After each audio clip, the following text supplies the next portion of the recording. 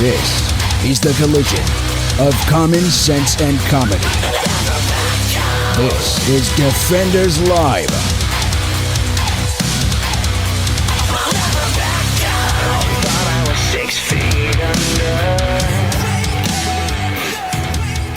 Don't you love it when like the guest who's been on the show for like all the times is like, "Are you guys going to start or what? What are you guys doing?" Say she gets a belt buckle from us, and suddenly she's running the show. Literally, she's like, all the guys, way from Texas, like, come on, catch up. What are we doing here? Like, what are you doing over there? She's got her coffee and her cinnamon bun, and she's just, let's go, let's run. I do, and I have the belt buckle on, so the power is mine.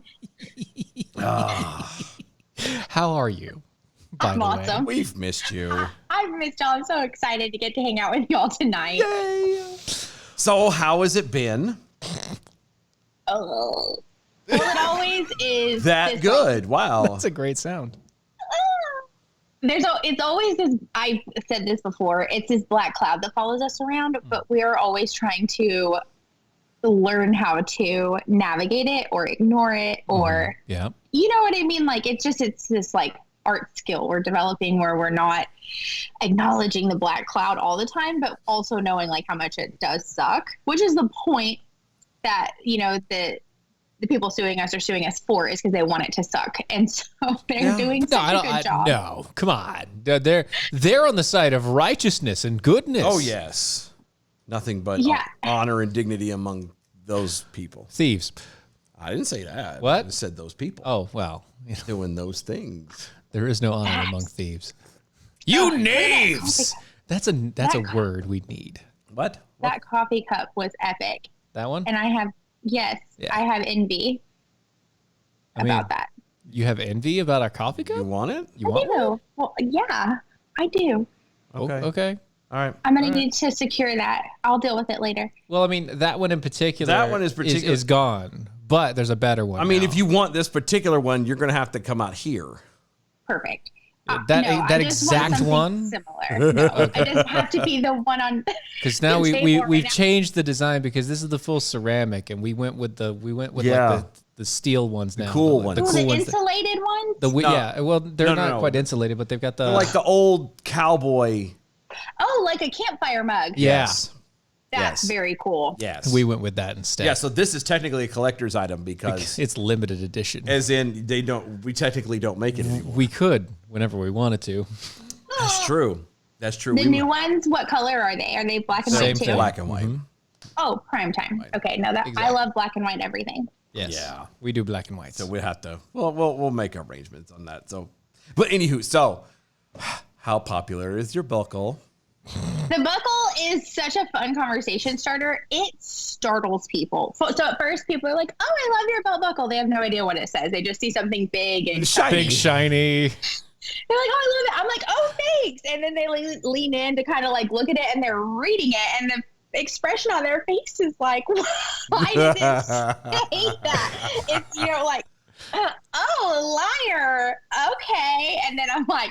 Well, there's a whole story behind it, and then it takes a second. Yeah, and so it's a solid conversation starter to pitch our whole campaign to defend free speech, and it's incredible. We were helpful. Yes, it does, and it does. It like draws people in, especially in this Texas area. Oh yeah. Truly, if you have a belt buckle like that, you've accomplished something pretty great. Yeah. And so people want to know more about it, and so I feel pretty cool. I was gonna say, you have accomplished something great. You have. Thank you. Oh, God bless you. I was going to say, because you guys went to CPAC in Dallas. Mm-hmm. We did.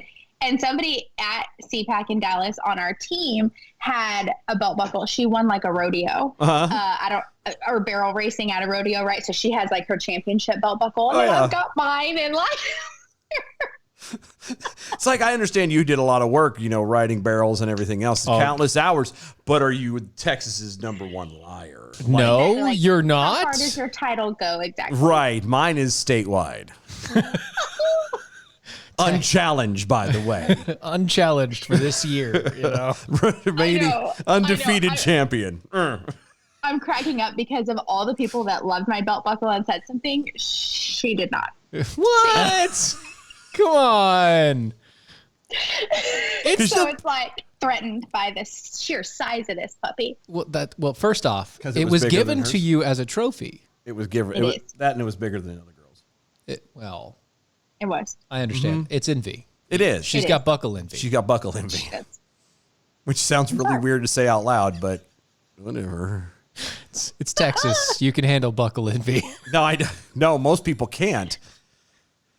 Most people cannot. Nah, it's a thing. It's a thing. It's like rims are out here. Facts. Yeah, it's like Rims are a weird situation. rims in the ghetto are the same thing as a buckle in Texas. Yeah. Rims here in the ghettos of the North Carolinas are very awkward because they do rental rims. Oh my goodness. Yeah, because it's already Yeah, assumed that you're going to get them taken away. Yeah, So instead of ruining your credit, no. So here's the deal, right? So they will repo your rims. I knew that was coming. Definitely. They will It's just enjoy it for as long as you can. No, they will flat out repo your rims. And almost everyone that buys rims like this, that rents rims, has an old, beat up, nasty car, and definitely. they just throw some 25s and they don't even fit. So when they make the turn, you hear it rubbing, because it doesn't fit in the wheel well, or they anything. can't make a full turn. or It's a they've had to very lift the entire wide- car up like 7 inches. Yeah, there's actually a rim shop literally at the end of the block down here that has. They don't do rentals; they do full on. They do custom. full on, but they actually that car that's out there. Yeah, it's jacked up 7 feet or Yes. 6 foot in the air. Yeah, the rims are over 6 foot, Yeah. and Oh my gosh. now it doesn't move. They actually took the tires off of it. I remember when they actually had tires on It it, can still move. and it can still move. It can still move. If Barely. they put tires on there, it Yeah. could still move, but now it's just a billboard for them. It is. So it's sitting on giant rims like Yes. advertisement. Huge, giant rims. Okay. That's insane. And what kind of car is it? It's a Cadillac. Yeah, it's an old like 80. It's not even a good Cadillac. It's like an 84. Yeah, it's an old trash Cadillac. Yeah. Ooh, It's a trash caddy. Yeah. I love it. We Like- have nothing that extreme, but San Antonio has quite a bit of a ghetto No. rim You don't industry. You don't but understand. You don't understand. I don't think I do. Like yeah. when he says like it's right there, it's 2 houses down. Yeah. Oh my gosh. Yeah. It's right there. It's like when during the day when they're in business and they're working, they do the sound tests for the speaker systems that they put in the cars. Rattle and- your house. It not just rattle, it's like shaking the foundation. Yeah. Oh my gosh. Yeah, it's right you there. know, I've got an old house, 1920s old, Oh, I love old homes. and it even has the old windows and it has all the stuff. So like literally everything rattles the moment they Yep. just everything's shaking and it's but you'll see them drive down. Like there's a mystery machine. Mm-hmm. The mystery machine. Yeah, I've seen that. They actually work for the florist. Yeah, I've seen that, and actually I've seen that out in Wake Forest too. Yeah. So the mystery machine, they work for the florist, and so they Every time I see it, I stick They my head deliver out the window and start singing Scooby Doo. yeah. See there you go. There's an old Cadillac that they've made into the Reese's cup. There's a Dr. Pepper's, Dr. Pepper old Chevy Caprice. That one too. Yeah. Are these quality or are they like No, super they actually did really good. Yeah, mods to they these. Like when I wrap- say Reese's cup, I mean they wrapped the entire car properly. As if it was basically the wrapper of a Reese's cup. Yeah. That is so cool. Yeah. No, I tip Not it. to have, but Yeah, no, I would To never look try- at going to like that would be great in a parade. That would be amazing. Yeah. to go pick up milk at Walmart, not No, so much. not so no. much. No, but that's. Because you got to climb down. But I want to see Out of it. Yeah, right. I want to go to San Antonio because I want to go to the Alamo. you know what? If y'all do come at some point, we should do that for fun. Well, we're going to come. We just don't know when. Yeah, we're going. It's just a matter of we're trying to get. Might be sooner than later, but we don't know yet. We're trying. Are you trying to time it around something or just for funsies? Just for funsies. funsies? Right now. And take the ladies and go on a vacay. Yep. No children's, no nothing. Yep. Yeah, y'all have been talking about this for a while. Y'all are going to need to make this happen. Yes. Yeah, no, I know. No, we have to make it happen. I know. You do. We're working on You that. do. before we have to start Okay, sleeping good. outside. Right. Dog houses and things. I have a shed, And it's getting cold. but it's filled with spiders, and I'm not going in there. I don't care about spiders. I do. Ooh. Cold weather keeps snakes away. That's my problem. I don't do the snakes. and they're not nice. Which is weird because I'm going to Texas and I love being in Texas and there's rattlesnakes everywhere. Oh, there he is. I was running briefly. I was walking through a walking trail out in. This is what you miss, right? You missed this. Yeah, I know. right? I do. You do. This is what you. Yeah.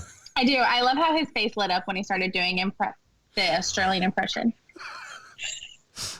Because I like being able to do voices. Anyway. No. Okay. So you have you went to the CPACs there in Texas. Uh-huh. It wasn't the same without y'all. I'm sorry. There was a void. Yes. I did not. It was the lack of appreciate coffee. It was. Honestly, and the imposters that were in your spot. Very rude. It was the lack of coffee. That's all it was. Well, was it at least a duo that was in our spot? It was they were at the last CPAC. It was the dad one, the dad podcast or something. I remember. Yeah. Oh, okay. He's never really chummied up with me. So, he's not cool like y'all. I don't know. I'm not into his podcast. It's because he thinks you're trying to hit on him. And we didn't. And he didn't offer coffee. Again, I'm still think coffee's the hook. That was the hook. That was the hook for It was everybody. impressive. So we actually did coffee. For Dave, it we was copied alcohol. y'all. That's a whole nother conversation. But you said you We did copied coffee. you guys. Yeah. Right. One of the personalities that was with our team was like, remember the people next to us at the last CPAC? They had a pour over and people were stopping and chatting them up and they were sucking people in with the coffee. So, by the way, just before you get there, the network that you're currently on, Yes. please tell your producer I'm so sorry. Yeah, for the what whole part? For coffee that. thing. Specifically for that. Okay. Because He told us at the end of CPAC, when we were there, he was like, you're costing me a bunch of money, right? And I was like, what do you mean? He said, I'm going to have to buy a coffee maker. I'm going to have to buy this. I'm going to have to buy you understand, they're going to want this next time. I'm going to have to tell him that because we loaded up in the minivan that we rented and we went to Walmart and we bought everything we needed to be able to. So we got this Insta boiler and the pour over and coffee grounds and bottled water and the whole nine. And we did, we legit did it. It wasn't the same because y'all weren't there, but we definitely kept the flame burning. Yeah. Sorry, we couldn't make it this time. yeah, we really wanted to. Yes. We really did. And there was about 5 minutes when we were like, all right, we can go. And then after that, And after those 5 minutes, it was nope, oh, it's too late. We couldn't. we're done. We can't get there. we couldn't get there in time because it was too late to sign up and everything else. Yeah. So because we lost track. So. Yeah. Honestly, I hate it when that happens.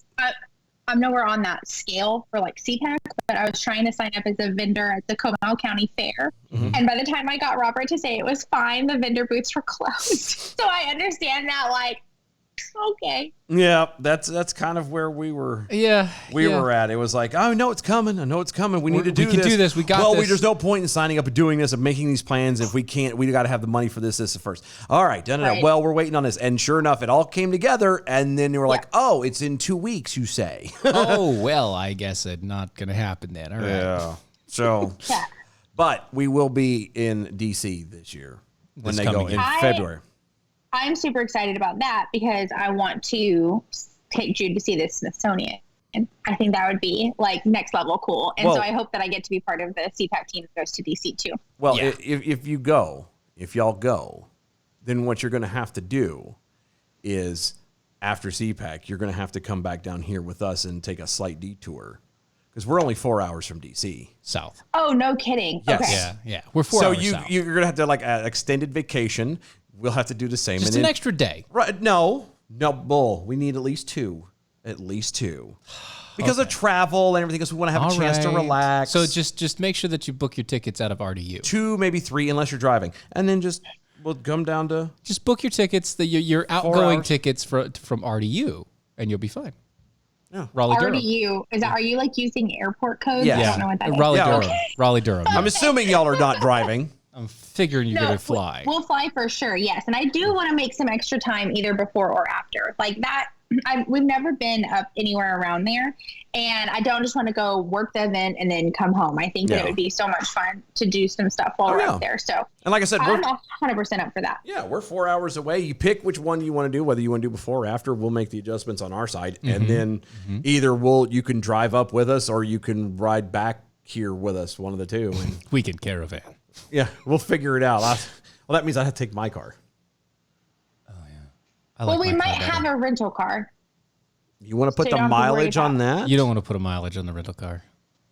Because you'd have to you'd get charged extra to not return it back up. I see what you're saying. Yeah. Okay, to get it back and stuff. Yeah. I see what you're saying. I'm not very good with travel plans, We'll but figure it we'll out. definitely figure it out. And I'm thinking beforehand, Ooh. just spitballing, because we came back from this last CPAC and got sick, and we got sick after the last one too. So like both CPACs, we've gone and like networked our hearts out, and then it's been like 2-week downtime. Wow. Recovering from it. Like, I don't know if it's from being around the large crowds, these super spreader events, or like if it's because like our immune systems are shot for being so stressed out. That's like, probably probably what it is. It's that one. That's what it is. It's all it is. So I feel like beforehand would be ideal, and then that way we can crash after CPAC. Right. You come back and just die. Be like, Yeah. all You're right, done with it. It's all over with. go to school. Bye. Exactly. Except I'm the teacher, so Here's the computer. Go. Teacher work day. yeah, exactly. School in bed. Here. But you know what? I have to tell you guys, I thought personally the CPAC Dallas was more robust in making connections and opportunities with people that you're able to connect with and don't see themselves above you, quite like what I experienced in Florida. Really? Yeah. I can give you a reason why. At least what I think the reason why is because Texas has practice and experience in being free, in that sort of ideology. They've had this for years. I mean, how many times since they became a state have they threatened to leave the union? Like Every year? Almost. Well, every 2 years when they come together. Anyway, right. That's right. But Florida, on the other hand, Florida is kind of new about at least being active. Because most of Florida all felt the same way, but they're like, I'm over here doing my thing. Until you bother me, I'm not going to do anything. And that's what I think the difference was, is in Florida, this was new to them. This is a whole, they're not used to living it since they were children. They're not used to, having, this is not bred into them. Something else is bred into. It's Florida. It's bred into something else. But, Florida man stories. Right. But Texas, like that's part of the history. Like I would argue, that's what's separate. I'm the oldest of 8 kids. And my belief structure and my independent, the only other person that would remotely come close to me is my brother, officially. I mean, don't get me wrong, my sister that lives out here too is very similar in thinking, but like for me, like I would kill somebody for my freedoms and not hesitate. I don't know how the rest of them would, but I know for a fact I would. And it's that whole, I'm very different, very outspoken. I mean, like, look at me, here I are, doing this. I don't know what you're talking about. I don't either. But the point is I think that, and I think that came from literally being, born and, lived for a while in Texas. I love that. I love that so much. I think what I had identified was like the Texas down south hospitality mentality versus feeling like everywhere we were at in Florida, there were fancy cars and valets, and everybody was like, it was like a competition to be the best dressed or the best. I don't know. Like, it just felt like you could not connect with anybody there. Everybody was so pretentious. And That's why we brought coffee and alcohol. Well, I was going to say, and there's, and if you think about it too, the different parts in towns, the different major towns in Florida are very, very different. Yeah. Orlando is very, very different from Daytona. Daytona is very different from Miami. There's, whereas for the most part, I mean. And then you have the Everglades. Yeah. I was going to say, and then you got Pensacola and Tallahassee. Like, they're all very different. Whereas if you go to Texas, if politics aside, Dallas is very much the same as Austin, as Houston, as San Antonio, as Odessa, as Lubbock, as Amarillo. You know what I mean? They're all virtually the same with some, regional differences, and obviously you can go into the political. But overall, the state as a whole is oddly very unified and similar, considering the fact that it's so big. So big. It's huge. I agree. So I think you're right. I think that it is because a lot of the people that were there were Texans, the representatives or the speakers, or, there were some that flew in, but I think that is the difference is the region. I was shocked. It was such a better CPAC, in my opinion. I didn't feel like people were unapproachable. I felt like when I did connect with somebody, they were actually hearing what I was saying. And they cared about the issues at hand, and they really were there because they were trying to figure out how they could be a part of saving America, inspiring other people to do that, really understanding what other people were doing themselves to save America. It wasn't just like, oh, look at me. Yeah. I'm so amazing. I have this entourage. You know what I mean? We were getting a CPAC, but I did. What? Huh? What? Sorry. Wait, what? Huh? When did that happen? What? It was at CPAC?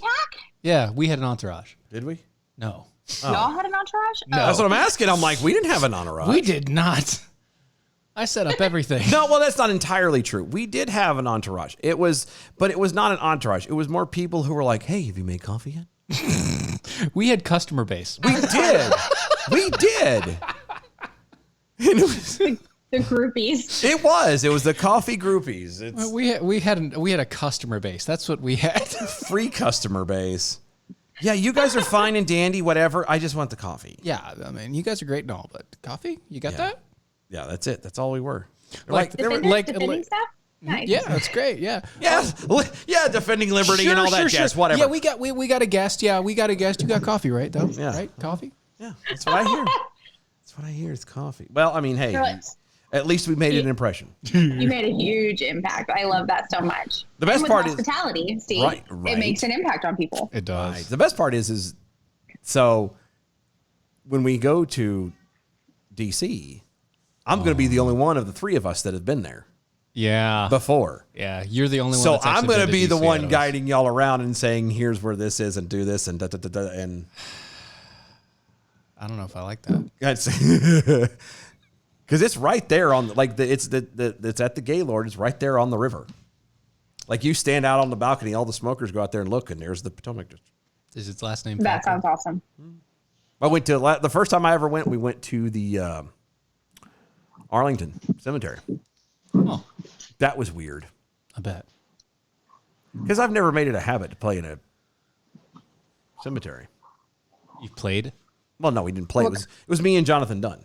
Oh yeah, and we didn't play. We literally walked for 3-4 hours and just talked. Just an old Texan and an Irishman and an old Irishman walking around talking about American exceptionalism. Now Irish Oklahomian. Oklahoman. Is it Oklahoma?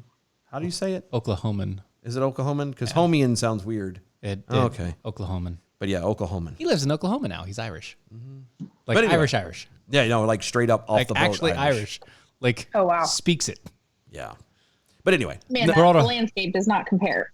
No, it was the funny part about being at there. The only thing I really liked was the guard of the secret tomb, or the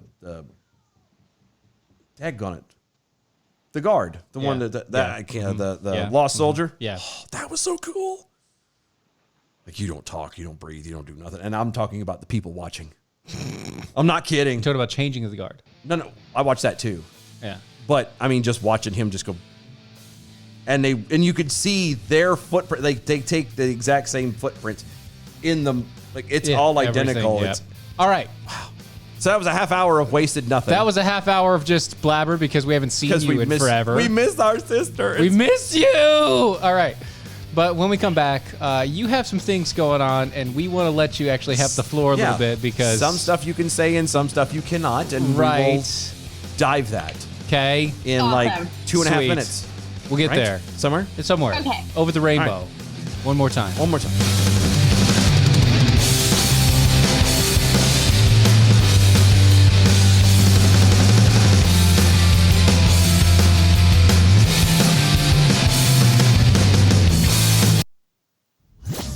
John Adams once said, "But a constitution of government once changed from freedom can never be restored. Liberty once lost is lost forever." Nearly 250 years after Adams famously wrote those words to his wife, have you been left wondering if liberty is indeed lost forever? Many people are feeling that way, and who can blame them when they hear things like, History is truly at a turning point. We do not yet know the full extent and the systemic and structural changes which will happen. However, we do know that global energy systems, food systems, and supply chains will be deeply affected.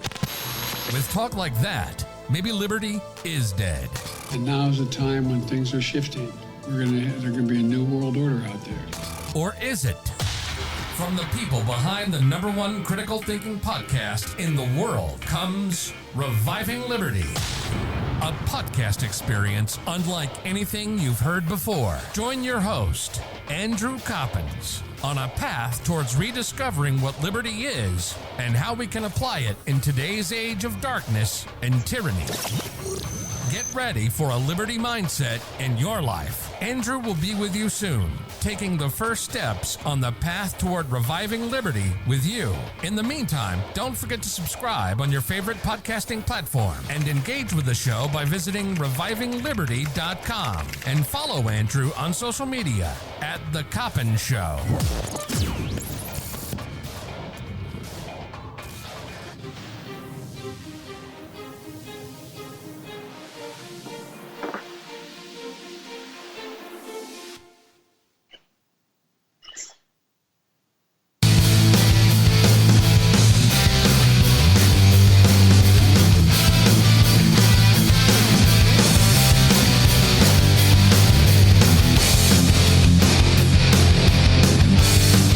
This is Defenders Live.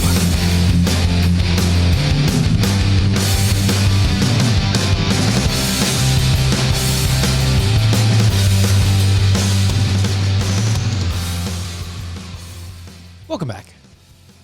Are you okay? Mm-hmm. You having fun over there? Yeah. Okay. We got texted Oh, we did. by the person we're talking to on the radio right That's really awkward. I did. I took a selfie with y'all, and y'all weren't looking. Well, you could have said, you want to try again? So we're looking? Yeah. Okay, I do. ready? Okay. I'm I looking. do. I didn't know how to get y'all's attention, so I was like, eh. Okay. You ready? Yeah. Y'all are so cute. Just cheesing. I love it. Well, this, I mean, you got to tell us. We're doing it. that's why you're supposed to do it. I thought, I didn't know. I didn't know. Okay. Okay. I like it. I like the radio. This is what, Okay. this is what Big Brothers are for. All right. Well, I love it. Am I I'm super considered? excited. Am I technically considered a big brother? Yeah. You're older than her. Am I? Yep. Oh, good. By like 2 or 3 years. Sweet. And like always. I'm 34. Oh, excuse me. By 1 year. By a year. A year. A year. A year. So you're Grandpa. Irish twins. Yes.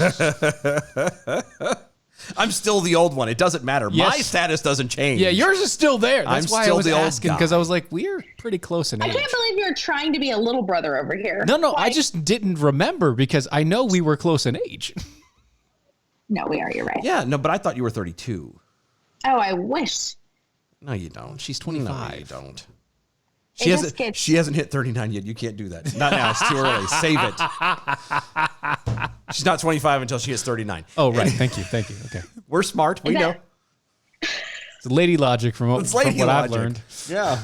Oh, It goes, Okay. you know, 35, 36, 37, 38, 39, 25, 25, 25, 25, 25, 26. 26, 26. It loops. 26. okay. Yeah. I'm glad you taught me that. I actually didn't know that logic. Yeah, see, these are things that I've learned from having the 4 older sisters and a mom.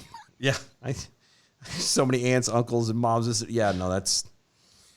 Yeah, the 30s are as high as y'all go, and then you loop back around, apparently. No, see, I've just never been the older sibling ever, so I have to ask because I don't know that. Oh, this is new for you. Yeah, this is nothing new to me. I'm used No, to he's used to it. I'm used to herding cats at this point. It's something. I am too. Literal. Literal. You have heard. You're that. seasoned. You're experienced. Yes. Yes. So, but that's Anyway, what I need. you have things. yes, stuff and things and stuff. I have 7 things. So, the gag order is in place, right? We know that unconstitutionally they have limited us from speaking about details they turn over in this lawsuit, which the public deserves to know about. But they haven't really turned anything over yet that's been labeled confidential, except like 1 or 2 things. So y'all aren't missing out on much yet. I know it'll come. They're just dragging things out. Of course. It's obnoxious. What they're currently doing right now, they have subpoenaed Meta, which is the Facebook company, to get massive amounts of information to try to track all of our social media activity because they're not satisfied with what we're turning over to them. So, for example, like if I'm a member of a Facebook group that is Backyard Chickens, they are so suspect of any activity we have on social media. They want to know everybody that's a member of that group. They want to know every post. They want to know every comment, every share, every like, every chicken pic. And wow. I know that particular phrase is not, funny, but They're looking for chick pics. chick pics. That is hilarious. Oh, good Lord have mercy. Oh, God. First of all, we know some backyard chickens. Some of them used to listen to the show. Oh. That's not even a joke. There was a person on Twitter. did you have real chickens? Their name was Backyard Chicken, and that's what they... Oh, it's Backyard Cow. No. There was both of them. Oh, that's right. I forgot. wow, you had a whole farm. We had a farm. We had a farm, yeah. We were 2 animals away from E-I-E-I-O. Because we also have a slug. Yeah. Right now we have a Florida zoo. I love it. I love it. But okay, but Also anyway, furry con. just listening to to this though. It's insane. So we filed an objection. I don't know, like the legal term to this, saying that basically it's completely an overreach. It's an invasion of people's privacy that are members of these groups. This information doesn't pertain to anything. They're still casting such a wide net, trying to drag back and catch something that they can create a story out of because they still have nothing. And so just the way that they operate is vast. It's expensive. It's time consuming. It's abusive. It's entitled. It's unreasonable. It's, it's all of those things. And so, Wow, this sounds rather familiar. I think I've heard this before. No, it does. It reminds me very much of Stalinist Russia. They would just pull people in. They would have nothing against them whatsoever, but because Stalin was so paranoid about everything, that he turned around and, you talk to so and so. Well, all you got to do is rat these people out right here, and then you'll be fine. And little do you know, you've just signed your confession. You're off for 10, 15, 20 years in the gulag or whatever, and then they go round up all them people and bring them in, and it's just never ending. Yes, never ending very trail. Reminiscent of that. No, it's Absolutely, fantastic. it's extremely concerning. And these people who are part of these chicken and goat groups, which, I myself, before I got sued, was a part of a backyard chicken group. Never in a million years would I imagine those kinds of things are going on behind the scene regarding me or my information, or you know what I mean? And Right, so, yeah. Again, it's something that we're fighting. We filed that it's completely inappropriate and it needs to cease. We are in the middle of fighting and battling that for people we don't know and ourselves. The raid we saw at Mar-a-Lago 2 days after CPAC is it is so many people are so surprised at what they saw. They think this is like the first indicator of the Biden administration weaponizing the DOJ against political opponents. Unfortunately, it's just one of the most blatant, they've been doing this for quite some time. We've seen it with January 6th. We personally experienced it. I'm sure there are countless other situations that we don't even know about because it's so difficult to get media coverage. But the concern is that if it's happening to me as a stay-at-home mom, being a supporter of a political opponent or having a dissenting opinion from the current administration, all the way to a political opponent, literally nobody in between is exempt. It's a everybody problem at this point. Oh, yeah. It's an everybody problem. Yes. Oh, yeah. And so we're really just working on educating people on the importance of being aware that this is going on and how to get involved to fight back and how to protect yourself and also not live in fear, but recognize the severity that's at hand. I'm going to ask a really stupid question, and I think I know the answer to this, but I'm going to ask it anyway. Well, that's what It's about the gag order. So you said that you can't talk about things that are turned over. You can't talk about things. Is there ways of possibly passing it on? Can you make a video with a whole bunch of images that are random that could possibly, Or, just send an email with no... No, that's technically considered talking. No. Hear me out.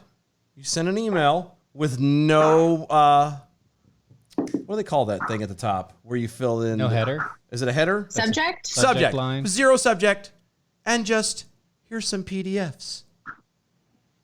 No, that would definitely be a violation. That would actually they'd be sharing the information. know. That's literally illegal. I'm a goody. And they don't televise federal lawsuits. And so I'm wondering if due to this gag order, if they'll even allow people to observe in person. Because we've had, this Right American Media that I'm with at CPAC, where I met y'all. They've offered to go with us and record it or televise it, and that's not going to be something that we're going to be able to do. And so I'm wondering if anybody's going to be able to come and sit and watch, or if it's closed. No, I'm telling you now it's closed. I'm going to tell you now it's closed. The same reason why the whole gag order's in place, because all of this doesn't make sense. There's no reason for There's them to no do rhyme. There's no reason. They completely have you over a barrel in all of these stupid ways. And the problem with it is if for any bit of it gets out, there will be someone to go, that's not right. Thank you. And it'll spread. What the gag order's about. Exactly. That's why the gag order's in place. That's why it will never be televised. It will never be aired. All of the facts and everything that comes out of this case, other than the fact that if you win, you get to come out and go, hey, we're exempted. We've been clear to this thing. Right. That's the only thing. That's it. It is. And no one's going to know Jack Diddley about Jack Diddley. Either you're going to disappear. Like literally disappear. Or y'all are going to come out and go, hey, we won. And that's all we can say. Right.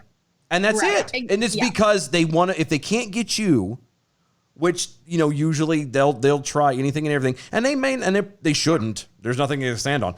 But, if they don't get you, they're going to go after somebody else. And they're going to go at it the same dirty way that they did with you. And the difference is if people know, hey, these are the tactics and blah, blah, blah, then everybody knows what to look for. And wait for. And right. Watch. I agree. And we've talked about this before, but the law system, it works with precedent and setting precedent and referring to lawsuits or legal matters in the past moving forward. So we're currently in the phase where we're trying to say none of the times that this law has ever been used makes what you're doing appropriate. So this should not continue.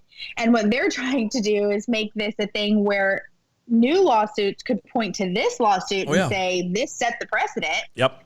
This is appropriate. We can sue literally anybody for anything because it offends us and it disagrees with the current administration or the politicians in power or that be, or, which is what's so tyrannical and so scary about it. Oh, yeah. And it always shocks me. It shouldn't shock me anymore. And I am more aware, but it still shocks me. The amount of people that just won't tell the story. Oh, yeah. And even at CPAC Dallas, for having such a better experience and connecting with people that seem to care or said that they'd help. They haven't yet. We'll see what happens. There was still a significant amount that were unwilling. And, I had a Fox contributor say, oh, no, I'm not covering that story. That's never going to happen. Like never going to happen as in it's never going to get covered, or never going to happen as in that's not real. Yeah, what you're saying is a lie. That doesn't. Oh, that he's never going to cover it. No, he believed what we were saying. He's like he looked down his nose at us like that was just not ever going to be something that he spent time recording. And I can actually find that guy's name. Might as well. Blast that one I don't care. I'll let that one fly. Yeah. And then we ran into Kash Patel. Again. And I had a friend videotaping me talking to him because I wanted it on the record. Yeah. Because we have applied to his whatever his website is Foundation called. or whatever thing. Fight Yeah. Cash or something Yeah. or whatever it's called. And it's basically about fighting censorship. And if you've experienced defamation from mainstream media headlines or it's basically everything that we're going through, right? Like reach out to us and we'll fight for you. Right. Fight for you. And so I filled out the application and never heard anything back. And I asked him at CPAC Florida, like, hey, what's going on with that, the status of the application? And he's like, I don't make those decisions. Nope. And I was like, well, okay, well, should I like give you more information about it now and you can get it to the appropriate person? Or, he's like, I don't have anything to do with that. There's a whole team of people that figures that out and has nothing to do with me. Yeah. I'm just a figurehead. That's literally what it is. That's the downside, unfortunately, to places like CPAC is that sometimes you run directly into the figurehead that has no idea what's going on. Not a clue. But, I'm like, you are the face of this. You're on every other podcast, every other show, every news outlet talking about what an amazing job you're doing fighting for the American people. And you've got an American person in front of you that could not fit your mission better. And you're saying you don't have a freaking clue what to do about it. And it's not up to you. And you don't really have the time for this. Yeah. And so, I had a follow-up conversation with him where he basically said the same thing again. I have that on video. I'll probably be making some sort of compilation where I release that. I released a video talking about how useless Greg Abbott has been. I'm about to drop one on Ted Cruz. I'm giving him about 2 more weeks. And, we'll see. We'll see how that one goes. But that Fox contributor is Jason Rantz, the Jason Rantz Show. Oh. Uh-huh. I know that guy. Yeah, I do too. Seattle's leading conservative voice said that he'll never tell that story on his show. Which is,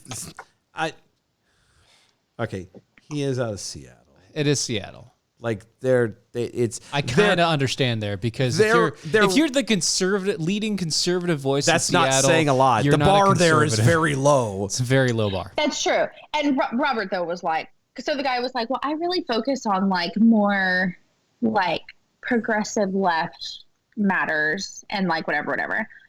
And I'm like, okay, well, I don't know what's more progressive left than the tyrannical government infringing on your constitutional rights. But okay, what are you doing at CPAC Dallas?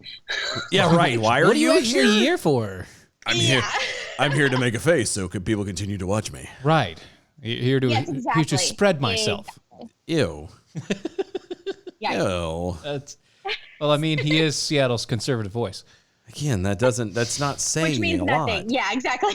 That's like saying you're a conservative in Europe. It's not the same thing. It's like or in Austin. Well, yeah. It's kind of like, and I love Lover Boy, but he has this one thing where on the commercial that we ran, the number one. What do you pick on Andrew for? I'm picking on him because he put it out there. All right. The number one. It's the only one, but nobody knows it. Right. Yeah. He that's called clever marketing, sir. Well, he has his own podcast. He's the only one, so he's the only one that does it, right. And so he called himself the number one podcast in that realm because he's specifically. The only, but that's fair. That's what. Hey, not for nothing. That I love it. But he specified like the minute realm is like I'm number one there. It's but like, that's what you are because you're the only one. But that's still true. But that's how Rush did it. It's true. That's how Rush did it. Mm-hmm. Rush was like, I'm right here. This is where I am. And that spot just happened to grow. Right. I love that. That's how, like, when we tell Jude he's our favorite son, but he's the only one we've got. No, that's when you start really messing with it because he's getting to that age where you can start messing with him and be like, no, you're the favorite one. I mean, we love you much more than we love your brother. Your older brother. He is at that age. He's at the age where he's messing with us. Okay. Yeah, I was going to. I've been watching that. I've been laughing my tail off. I'm sorry, what? No, I don't know what's going on. I am what is this? You will be so proud of our little nephew. Still, when I watch y'all, I'm like, what is this? No, what happened? Okay. Tell me. Do you know Alex Stein? Do you follow Alex Stein, Primetime 99, on the grind all the time? No. Do you follow that guy? Okay. So you're missing some great content. Okay. He pretends to be a liberal and he trolls town hall meetings. Oh, cool. And good stuff. It's really good stuff because he'll be like, he wore a one-piece swimsuit to a town hall meeting and was trying to advocate for transgender rights in swimming competitions to prove how ridiculous it is that what happened. Okay, so anyways, he goes so extreme that it's definitely satire. I think some progressive left love him because they think he's real, but many conservatives enjoy laughing at how ridiculous the left is, and he embodies that to prove a point. Okay. His mom actually died on a ventilator from poor COVID care. Right. And that's what got him like involved in. So he's essentially a professional disruptor. Okay. And he's from Texas. And he has some iconic videos that have gone viral. And he's gone on Tucker Carlson joking that Tucker Carlson is his biological father because they look similar. And so Jude was like, I'm going to say Alex Stein's my biological father and Tucker Carlson's my biological grandfather. And I'm going to do like a parody of all the popular videos that Alex Stein has done, and I'm going to redo them myself. Right. It was And so he good. slayed it. It was so good. Is it good? My favorite, I couldn't stop laughing, was he's sitting there and he had a mask. He doesn't show me this stuff. Well, I hadn't had a chance to. Jude had a mask, like 3 of them, just spread across his face. And then he's holding like, what was it, a McDonald's cup? Yes. And he's like, oh, doing the same. Yes. It was so good. Have you seen the big booty Latina sensation about AOC lately? Yeah. No, that I haven't. So, see, okay, so if you've heard of that, Alex Stein started that. He heckled her and was like, hey, Oh, big booty Latina. that Alex Stein. Okay, got you. I know exactly who you're talking about now. Okay, perfect. So Jude did a video where our bulldog is I like walking that guy. by. He's funny. Yes, he's hysterical. And so our bulldog is walking by and Jude's like, big booty bulldog. Ah! And so he's like heckling our dog. So he's just doing like this little parody with what he has in his own reach. it was good. That's amazing. And it was good. Alex Stein shared it on his Twitter. It had like, I think like 70,000 views. I have to show it to him. And That's awesome. we've been out in public and several people have recognized him as Alex Stein's son or whatever. Yeah, and so we've been joking that we're co-parenting and like it's just been a funny. Y'all are the nanny couple that takes care of him. Yeah, and outside. it's because Alex Stein has such a problem where he's such in the face of. Yeah, news. he's so busy. He can't have a he doesn't kid of have his time. own. Yeah, he doesn't have He time. has to have somebody else raise his own kids. You know, And you need Jude. Jude needs to walk around and make mentions like that. He's like, Dad still hasn't sent me a birthday card in like 2 or 3 years now. Oh my god! Just dumb stuff like that. Oh no! Okay, no. On his birthday. On his birthday. No, one or the other. So either on Jude's birthday or on Alex Stein's birthday. Okay. He sends out you need to help him, or he needs to send out a tweet. Happy birthday, Dad. I miss you. I miss you. On the curb. Yeah. Have him and have it and the video. And then just like have him like he has a cupcake with 1 candle in it. Yes. Do you know my wish, Dad? I can't tell you, otherwise it'll come true. But I hope you know. I miss you and love you. That would be hilarious. I love it. And of course, y'all are like the best at this kind of off the cuff content. It's just right up y'all's alley. You need to do that. That's amazing. Yes. Oh, it's Jude's so- birthday is coming up in like exactly a month. So perfect. we'll definitely do something like that. And we saw him again. So we saw Alex Stein at CPAC. We met him. We told him our story. Jude took a picture with him. Mm-hmm. I included some of that video in the video, which you may have seen. Yeah. And then we saw him again this last weekend in Austin. There was an InfoWars Summer Fest. It was called like Big Juicy Summer Fest. And so we went swimming. I know, of course, and we're family. We're like, okay, let's take our kid to that. That sounds great. Well, I mean, they're taking It could be kids worse. to drag shows in up New York. So what? You can't get much worse. That's true. That is true. It was actually very family friendly, genuinely. And so we just like swam in the river, but Alex Stein was there. And so he's like, son. And so we got like another picture with him. And so then Alex Stein was like, Marjorie Taylor Greene reached out to me and said she saw the video of your son and saw that. I see at the end, we did this little part where Jude's like, if you like what you saw, please follow my family story at freespeechdefender.com. for exercising free speech, And so she reached out to Alex Stein and was like, how can we help those people? So praise God, Jude's like hysterical efforts to get on the map have gotten some attention, and I just had hopefully another something good will one. come from that. I just had another good one. If Okay, so you got the birthday down, right? This is if you guys run into him again. Okay. Okay. What Yes. needs to happen is there needs to be slow motion caption of like a running embrace. yes. Yes. Dang Yes. it. Why didn't we have this conversation 2 days ago? Okay. It'll happen again. It'll happen again. But you have to do you have to get the video, and then you got to edit it with the. Well, no, not that, because that sounds too Halloweenish. But yeah, you get that one. Something. The original, like meeting once again after a long time song. Yeah. That one. I know, like some people, one of Jude running, one of Alex running, then them running together, and like yes. Yeah, and then nothing else. And then him picking him up and swinging him around. Yes. Yes. Jude like them this. huddling somebody together. Yes. I'm dead. That has to happen. And he's so fun. Like in person, he's down to do anything. Like we could have done that if I had known to do that. See, we're going to have to think of some videos and stuff to do when we go to CPAC in February. That's very true. Because like, had I known that he was such a good kid, I would have taken full advantage of that a long time ago. I know, right? But he was just sitting there the last time. Well, he was like, he was just chilling out. Yeah. I mean, he was out of the way. He was doing, very well. As I'm just like, oh, okay, really. And just, I didn't know. He's been a good kid. He's just hanging out, I didn't know.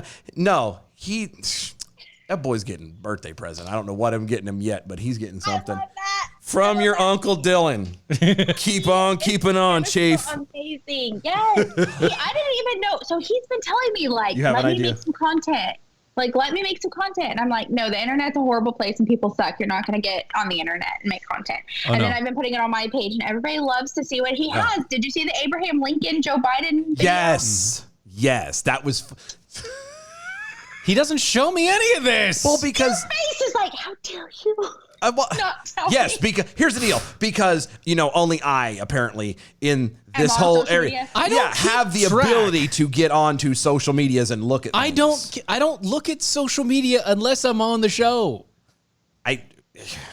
Yes, I know you're older than me. No, yes, I understand that, but I don't care about social medias. That's the only reason I have, and because I don't host anything of myself. It's the only reason I have Instagram. I am literally is because of her. Oh, speaking of, I saw y'all got retweeted by Bongino.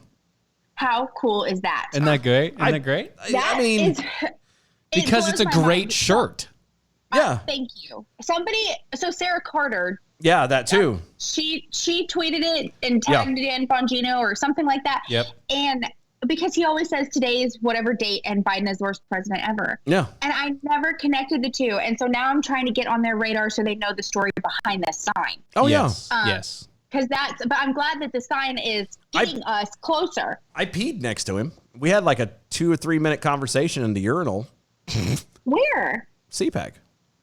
That is so cool. What, in Florida? No, that was the last time it was in DC right before COVID. Oh yeah. And then after that, if I was peeing next to him, I would have made sure. That would have been really awkward. If you were peeing next to him, you wouldn't know you were next to him because you'd have to be in a stall. Otherwise, it'd be a really big mess. Right. But no, that'd be awkward. But no, him and and after that, I don't know if you can. But well, yeah, I was we weren't like buddy, because and this was obviously well before he took over for Limbaugh, but. He was popular, he was rising and blah blah. And I'm not overly I'm not overly starstruck with people like that. Right. So to me, he was just another guy. Yeah. And we just literally kept it that way. We would walk past each other or be at, in the same restaurant or whatever, and small talk back and forth, kind of like we've known each other for a long time, but not enough. No, hold on. That's very cool. Before we end on that note, first off, you do get starstruck. It's just not with people like Dan Bongino. No, I did get starstruck with Sam Sorbo. Yes. And that's because Sam and Kevin. Not Kevin, just Sam. And it was only because of the fact that I was homeschooled my whole life. But instead, to meet a celebrity and somebody who's so hardcore in homeschooling like that, it's rare. So I'm like, oh. You know? Yeah, but we got to hang out with Braden instead, which is great. Yeah. Oh, dear God, yeah. He's an amazing kid. Yeah. And I That say is kid because he's cool. like 23 or something. It's crazy. Something like It's that. great. Anyway, tell everybody where they can find all of your stuff, all of your stories, all of your updates. Go. Yes, freespeechdefender.com. Freespeechdefender.com on Facebook, Instagram, Twitter, and our website, freespeechdefender.com. Thank you, guys. Thank you. And next time, don't be so late to this where we have to like dog Chase you down for like a month and a half. What's wrong with you? I set this up myself. Oh, and by the way, tell Robert I he's... made sure this started Hey, on time. tell Robert he's horrible at sneaking, by the way. We saw him like 3 times Pass already. by, He you know? tries to It's duck and he's not ducking. You can't duck and dodge here. Making dinner.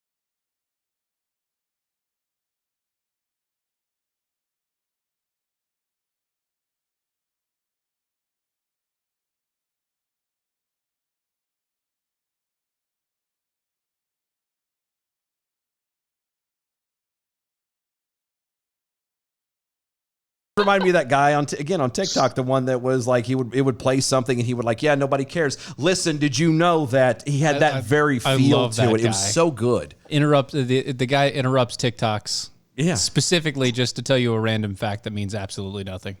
Seriously? Yeah. That sounds horrible. Yeah, because It's great. Somebody will be doing something or flipping something. Oh no. Or it'll be a thirst trap or something Yeah. like that, and then like 5 seconds into the thirst trap, it'll cut out and it'll be like, "Listen, He's like, we all know that she wasn't wearing it or whatever, and they'll go into some little small goofy thing, and then go, listen, did you know that, whatever is going. Whatever happens there." So, yep. Oh, that's cool. No. I think. Oh yeah, you were gonna tell you a plan. Yeah, I think we're gonna send him a full outfit for. We're gonna send him a bubble pipe, and we're gonna send Oh my him. God, We're I gonna love send him it. them fake glasses, and we're gonna send him a book, and we're also gonna send him a smoking jacket. Oh my God. Jude's going to get to do the smoking jacket bit. I think that might With be a good. bubble I think that pipe? might be a good That idea. that would make it so much better. And then what we'll do is we'll dub over his voice with somebody else's voice. I need to know his actual Oh. size. So this Like, seriously. I need to know his actual Yeah, size. Like, because- I need his Okay. jacket size. It's I'll never back down. I'll never back down. I'll never back down. I get up when I'm bleeding, barely breathing. I'll never back down. This is the collision of common sense and comedy. This is Defenders Live. Thought I was 6 feet under. But now it's your turn to face the fire. Should she stay or should she go now? I know. Da, da, da, da, da. I'm texting her now. He's a kids 14, 16, or adult small. Yes. Okay. Got it. Yeah. I'm trying to do this now. We're going to dub over his voice in a very obvious, helps so I can spell Obvious. way to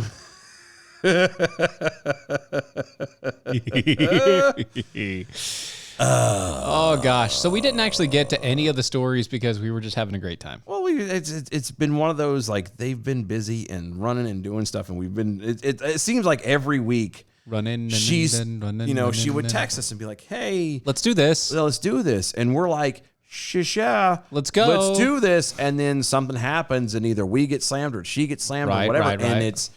and it hasn't happened seriously for like almost a month, and now that it's, you know, lightened up and, you know, whatever, we've kind of forced it, and she's saying she forced it, but whatever. Whatevs. It's the same thing. Same difference. Tomato, tomato. So the Eli Ehrlich, I don't know who that is. nobody knows, Ah, is an individual who identifies as extremely queer and incredibly trans. hold on. How can you be extremely queer And incredibly trans? Yes.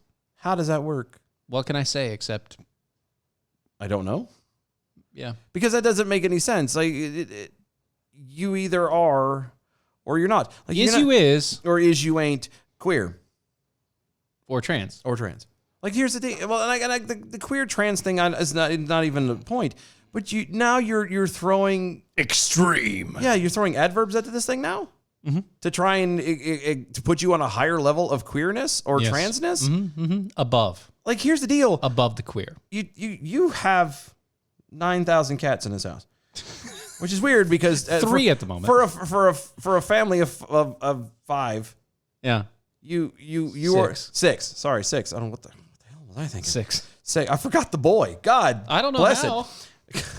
I know. Well, anyway, family of 6. He's the youngest. Well, and you don't like me as much as everybody else. But no, being the girls are more loving. I know. That's all it is. I've been around them longer. That's right. But no, being the family of 6, you are the literal epitome of, like, the cat lady. Because every time I turn Not around, me. not you, but like this house is the cat lady house. Every time I turn around, The only it reason seems like why- there's another cat. Well, the only reason why it's not It's because you say no. no is twofold. One, my wife is my wife, and she's not an old an old fuddy-duddy by herself, like an old widow. Right. Because if my wife had no kids in the house and I was dead, There would be absolutely. there would be 7,000 cats in this house. Absolutely. But I say all that to say you have cats. Yes. At least one. And that cat, like that one over there on the floor right now, that cat cannot become any more cat. That is not an extreme cat. No, it is. That is not even a below average cat. That is a cat. That is cat. Right. You can't be an extreme cat. Right. Just like you can't be an extreme queer. Like you either no, you can't. You really can't. Like in honest, actual essence, you cannot be extremely something. It's true. You may extremely care about it or have, certain feelings about it. You may be militant almost, in some ways. Right. You could be that kind of as far Extreme. as far as your, Emotional defense of it. line of it. Right. But the actions coming from you kind of stop at what you are. And you can't be you can't be an extreme soccer player. You're just a soccer player. Right. You know what I mean? I'm an extreme soccer player. You could say I'm an extreme soccer player from the essence of emotionally you love the game so much that it makes you feel extreme. But at its core, at base fact, you can't be any more of a soccer player. If you get out on the field and you kick the ball once, you're a soccer player. You can't get more of a soccer player than that. Right. You know what I mean? You can be better at playing soccer, but you cannot be an extreme soccer player. Right. So we've hit this point where adding adverbs to things to try and be, it's not just enough to be queer or adjective. I'm sorry, adjective. It's not enough to just be queer or trans. Now you have to be a certain level of queer and trans. Yes, there are now levels. If you're not an extreme there or are incredible. Levels. Yes, it's levels. So it's leveled up. His power lever is over 9,000. Oh, they hit the experience cap. So he's Super Saiyan queer. Yes. That's all I can think of. That's all I can think of, and then all of a sudden it changes. And you're like, ta-da! Hi. Anyway, so this guy somehow thinks he's Eli Ehrlich. Yeah, he's this person. He has exceeded. He's transcended. What did they call it when we move up from Super Saiyan level? I can't remember what they called it. It was some kind of weird thing. Anyway, he's moved up. He's graduated. He's leveled up in queer and trans. He's no longer just regular queer and trans. He has hit extreme. Yes. And incredible. Right. Yep. Which I would find ironic. How come he's not extremely queer and extremely trans? Because to me, incredibly and extremely are very different. They're very different. Yeah. Extremely is higher than incredibly. So why would you be? Because technically trans is a higher level than queer. So here. Oh. So it's a prestige class. All right. We just spent an hour just trying to figure this shit out. No. It's a prestige class. Here you go. All right. So you've got your gay, lesbian, bi. Okay. The three basic food groups. Those are your basics. That's your basic class. Okay. All right. Okay. All right. Cool. Right. You go like sniper and a saboteur and gotcha. Right. Okay. And then you have your prestige classes. Okay. All right. So you have queer. Okay. Or gay. So gay, queer, same thing. I still don't understand what queer is different from being gay, but whatever. It just means weird. I don't know. That's what I thought too. Yeah. Queer means weird. Gay means happy. I don't get it. I've Lesbian means that you're from the island of Lesbos. That's what I thought too, which doesn't make sense. I don't know. They just happen to like a lot of women there. So there's your basic classes. Gay, trans, or not gay, lesbian, bi. Okay, there it is. Boom. Okay, your three basic classes. Okay, you got three. Now you have your prestige class. Okay, and it takes more to level up a prestige class. Right, of course. Right. I mean, every time you try to, it takes more and takes more. It's like double the experience. Right. So obviously they're not as experienced yet in the trans. And then because one is extreme, because they've already gone to the max. They're the max level of queer. I was gonna say, and it also would make it a kind of balance each other out, because to be an extreme queer being less than trans, but incredibly being less than extreme, right? They kind of cancel each other out to make one. It's like at this point, you could say, one could say, you could okay. Remember, that one there's a skill called limit break. Right. That's what extreme queer is. They limit broke the queer. They hit the max level, and then they limit broke it. So they got the DLC, and the cap got lifted another 10 points. Right. So they're just above the max level. So they've amped it up to 11 basically. Gotcha. And then they moved on to the prestigious class. Okay. In their prestige class, they've decided to go trans. Oh. So but now you're making it sound like a subclass for playing D&D or something. It is. You're not just a monk. You could be a druid monk, or you could be a, Oh no ranger no monk. Hold on, no. This is the same line. This is not no, because if you were a druid monk, you could also take those and combine them to make a prestige class. This is a direct line prestige class. This is an upgraded version of the original class. Wow. It's like, okay, you can have an assassin, right? Right. Well, assassin is technically a prestige class of rogue. Okay. Yeah, that's what I mean. Okay, so you got rogue, then you've got assassin, and then you've got dread knight assassin. Yeah. And that's a prestige of a prestige. Yeah, and that's what I'm talking about. Yes. That's what I mean. Yes, that's what we're doing. Gotcha. Here. Okay. Right, you got it? Okay, I think so we're here. They've broken the limit on queer, and now they're building up experience in trans. This is so stupid. I'm going to freaking make an entire game out of this eventually. I promise you that. D&D style a dice roll. We need to send this conversation to her so she can have her kid roll it. That would just be like, it'd be a tabletop style dice roll game. Yep. Anyway, I can't right now. Dungeons and Dragons? No. Nay. Anyway. It's not Dungeons and Dragons. It's socialism and communism.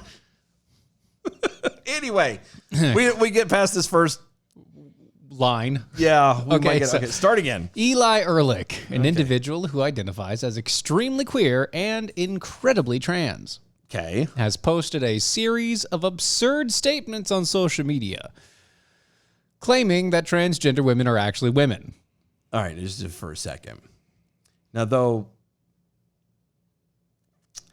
they're shocked that somebody who claims to be extremely queer and incredibly trans yes, is saying something absurd. I don't think they're shocked. No. It sounds like, based off that last part, they're like, this sounds like there's some people are shocked. Quote, trans women are natural women. Trans women are natural women. Trans women are biological women. Trans women are born women. Trans women are women. Ehrlich tweeted. Then saying, the only inherent difference between trans women and cis women is that the trans women were assigned male by a doctor. Trans is an adjective that describes that assignment. No. See, somebody apparently does not own either a dictionary or a thesaurus. Thesaurus? Or apparently took middle school English. At all, because nothing that you said there is accurate by any stretch of the imagination. Yeah, transgendered is not an the inherent difference. First off, describing an assignment and biology clearly the inherent difference. Go back, hold on, real fast. The inherent difference between trans women and cis women is that trans women were assigned male by doctor. No. A man, a true female. Right. A true female has female reproductive organs. Yes. The whole uterus, the womb, the ovaries, the whole 9 yards. At birth. Right. Therefore, you could say that a doctor assigned it, but it's based off of the fact. It wasn't an assignment. That the agreed thing going back as far back as whenever the hell they set this up, that women are the ones that the name women is attached to people with ovaries. Womb, the whole kit and caboodle. The whole shebang. The vajayjay, the whole thing. Yeah. If you have all of that, then you are a woman. Yes. Okay? Mm-hmm. That's how it was. It wasn't assigned. That's what happened. Yeah.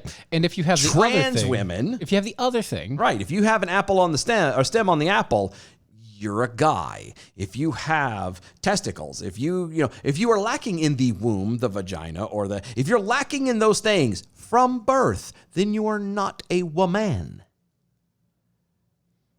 Biologically.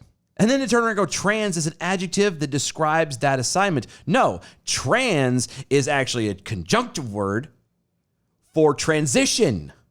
Yeah. Or it's not a conjunction. It's It's not a Preposition. But I'm saying it's a when prepositional. But when you condense it down to, it's not an abbreviation. It's No, it is an abbreviation. No, abbreviation is each letter stands for something. Yeah, I gotcha. Trans is just whatever, not a conjunction, but whatever the shortened, when you take something and shrink it down. I can't remember what the title's called. Well, actually, in this way. But trans is saying it's a transition. It is not an adjective that describes that assignment of the doctor picking male when it should be a female. Trans is the moving medically, surgically, let me phrase that. Surgically transitioning from having the parts of a male to having the parts of a female. To having the look. Yeah, right. The look None of the them are parts genuine. of the female. None of those parts are real. Okay? Or the opposite. Yeah, or versi vice. Yeah, we're right. So the look of. Yeah, trans is not an adjective. It could be the look and the feel of cotton, but it's not. That's the fabric of our lives. Right. Trans, again, is not an adjective. If anything, it would be a verb.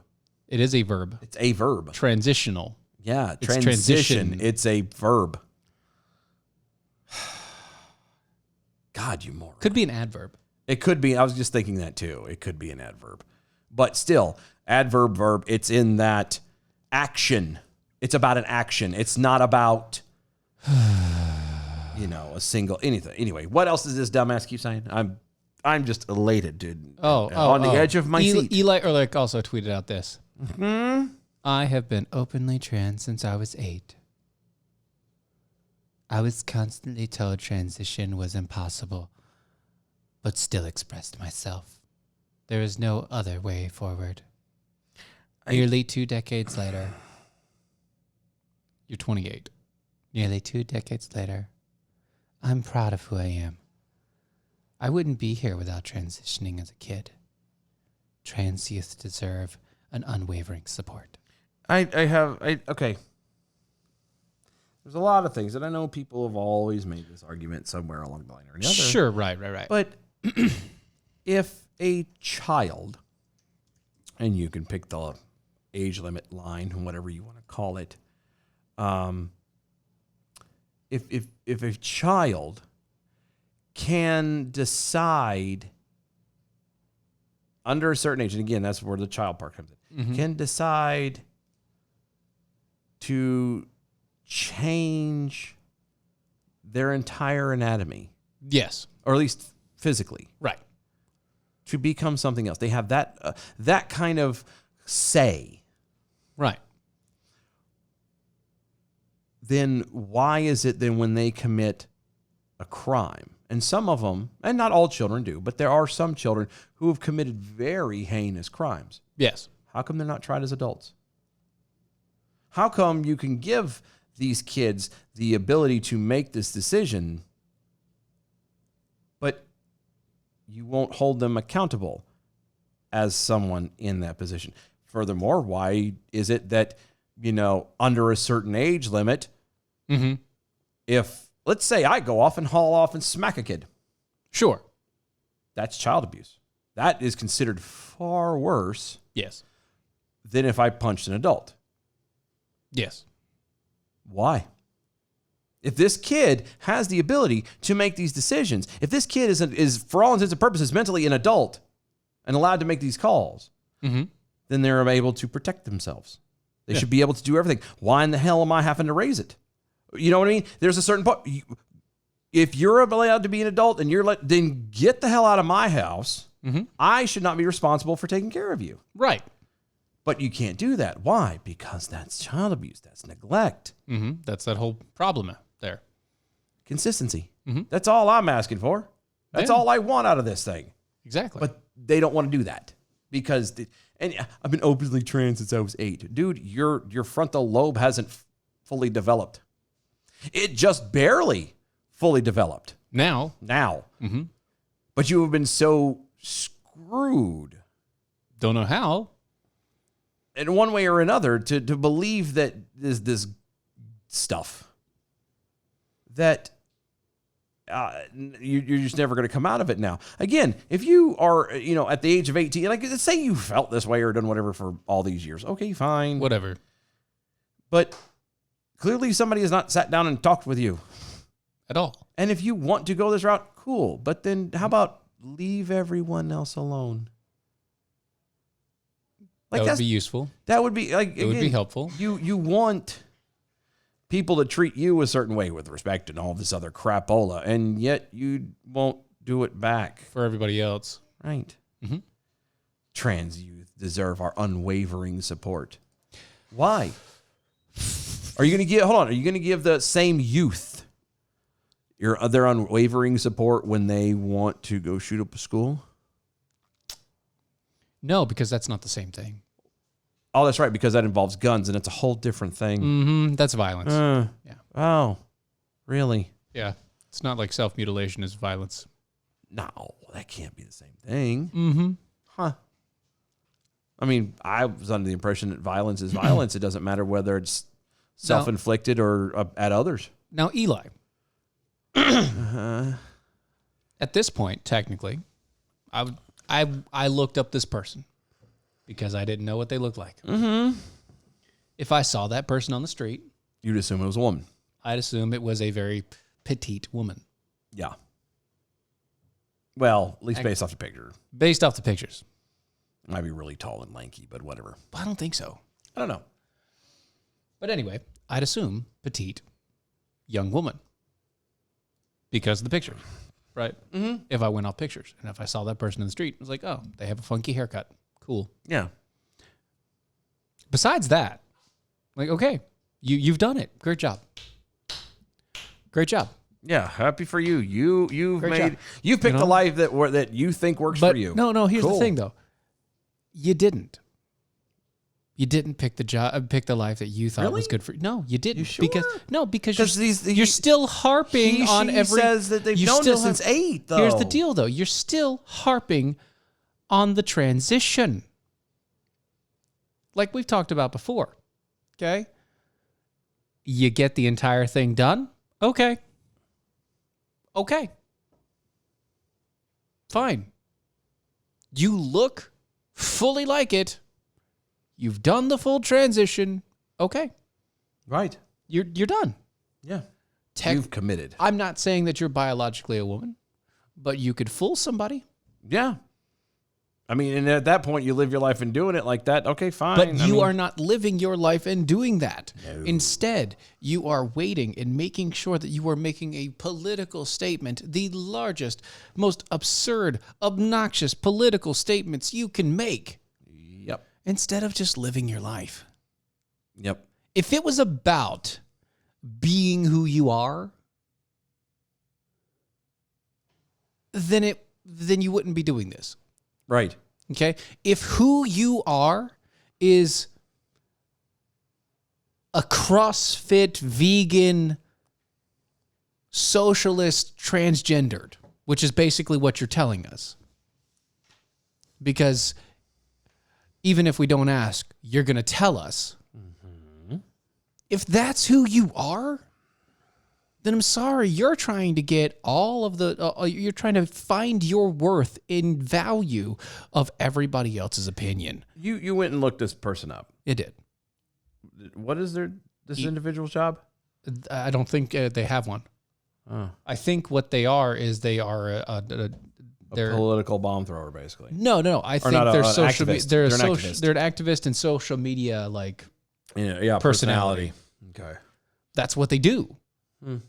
So your job, but let's say is dependent upon your job, your money making ability is dependent upon how people perceive you. Yeah, that kind of blows my argument out of the water. But like us, okay, we have day jobs. Yes. Okay. You don't hear us pushing our day job, and it's not because we can't. American activist, writer, academic, founder of an organization, Trans Student Educational Resources. Okay, whatever. So let's go with writer. For writer. Yeah, writer and activist. And even that's kind of going to be a little hard, but a bit much. But to be pushing this whole trans thing like this dude or dudess is doing, yeah, is how come you're not pushing that you're a writer? The work and the effort and their PhD. Right, you've become a PhD candidate. How come you don't push those kind of things? No, it's just about The trap. Yeah, that's it.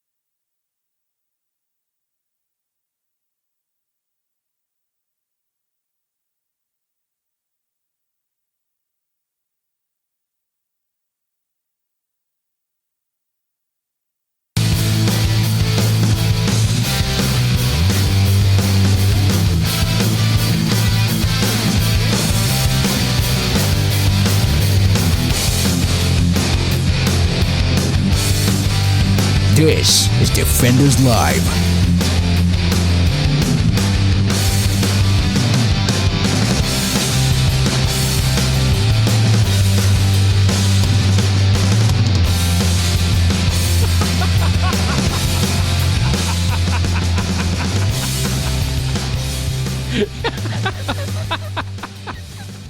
Where the hell do you find this stuff?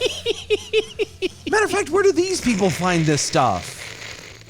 Like, there are times I think you intentionally, and I know you do, but like you really are like. I was gonna throw these at her too, but we just kept talking about stuff. So. Well, I texted her a second ago. I'm like, this is what happens when the family doesn't get together, but once a month. I know. Like, you need to quit being a stranger. Stop being a stranger. Let's do They've this. been busy, but no, Whatever. like I'm reading this headline.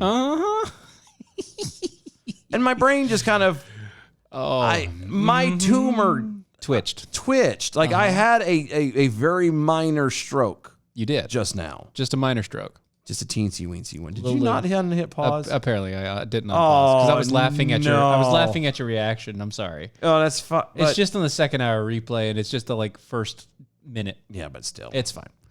Sorry, guys. It's coming back. But no, everyone else is gonna think it just was silent for a second and then came back. Yeah. But for anybody out there who's listening to the replays and all the rest of it, Dylan's about to die because he read the headline to the next story, and he flipped out, and I was laughing too hard to unpause. I'm sorry. I can't. I was laughing so hard. Like, where the hell do they get this stuff? Like, it's fascinating to me that there are people. And again, all I know is the headline. I don't know what kind of gold this person has spewed throughout this article. Which we're gonna dig in. The scary part about this is this is like someone thought it through, and genuinely has a feeling that this is a good idea. Yeah, Chicago dweller Adam Kotsko. A Chicago dweller. Adam Kotsko. Hold on, is that a new thing now? Not resident. You can't be a resident now. You just dwell. Yeah, because nobody actually lives in Chicago. Oh, that's fair. No, that's fair. That's fair. That tracks. Okay. good. Okay, so Chicago dweller Adam Kotsko, a faculty member in the Shimmer Great Books School. What?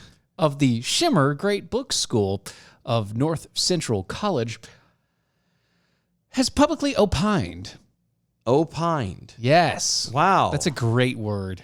It is, but we need these words back. But opined, like Yes. that's It's a strong statement. that's a very strong thing. This is not just wishes. no. This is not just a passing thing. He this made is a clear deep, statement. right? Yeah. This is a deep-seated desire. This is like that individuals should not reside in rural settings.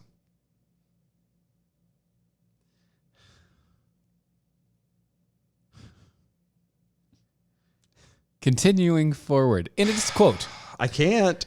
in discussions of reducing car dependency, one often hears, what about people in remote rural areas? And my gut instinct is people shouldn't live there in the first place. The solution is to give them generous grants to relocate among the other humans. I have questions. So many questions. Nope, not yet. Nope. Keep them. All right. Keep them. Okay. Quote, but what if they like living in remote areas? Sorry, you can't always get what you want. A lot of people would like to live in dense, transit-rich settings, but can't. Hold on. Either because they can't afford it, or it simply doesn't exist where they are.